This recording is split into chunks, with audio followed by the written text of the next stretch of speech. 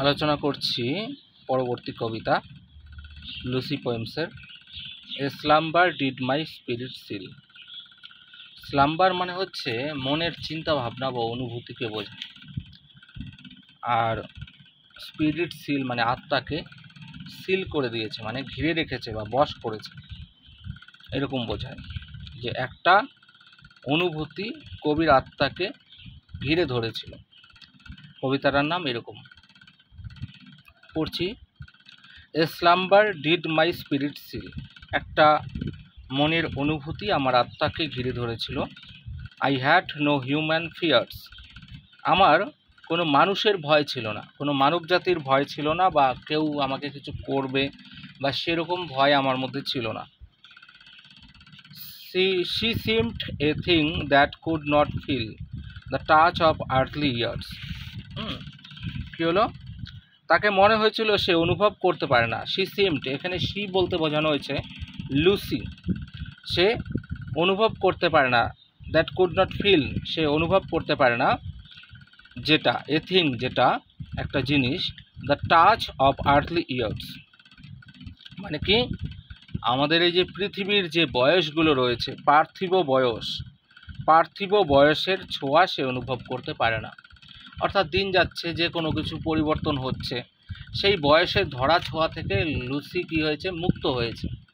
মানে পৃথিবীতে বাঁচতে গেলে মানুষের যেমন বয়স হয়, বা গাছপালার বয়স হয়, সব কিছুর বয়স হয়, সেই পার্থিব বয়সের ছোঁয়া থেকে লুসি মুক্ত হয়েছে।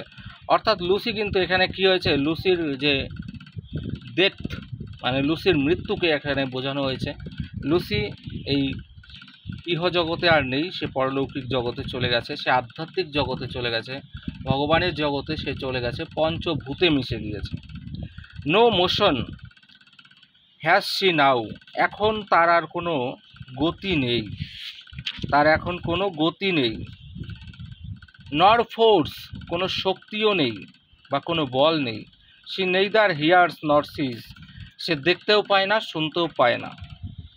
Ruled round in earth's diurnal course, সে মিশে গেছে পৃথিবীর দৈনন্দিন গতিতে। অর্থাৎ সে পৃথিবী এই যে নিয়মিতভাবে পৃথিবী পাক খাচ্ছে এবং পৃথিবী এগিয়ে চলেছে, সেই পৃথিবীর সঙ্গে সঙ্গে সেও যেন ঘূর্ণিপাক খাচ্ছে, রোল্ড ডাউন হচ্ছে, মানে সে ঘুরছে পৃথিবীর সঙ্গে সমবেগে। With rocks, Stones and trees, বলছে পাথর, শিলা এবং গাছের সাথে। এখানে হচ্ছে রক্স মানে কি বোঝায়, রক্স মানে হচ্ছে তোর শিলা বা পর্বত বোঝায়, আর হচ্ছে স্টোনস মানে পাথর, এবং ট্রিজ মানে গাছের সাথে। অর্থাৎ লুসি মারা গেছে এবং লুসির ডেড বডি সে পঞ্চভূতে মিলিত হয়ে গেছে। পৃথিবীর যে পার্থিব বস্তুগুলো রয়েছে, গাছপালা, নদী নালা, পাহাড় পর্বত, এসবের সঙ্গে লুসি মিলেমিশে একাকার হয়ে গেছে। এইটাই কবি বোঝাতে চেয়েছেন।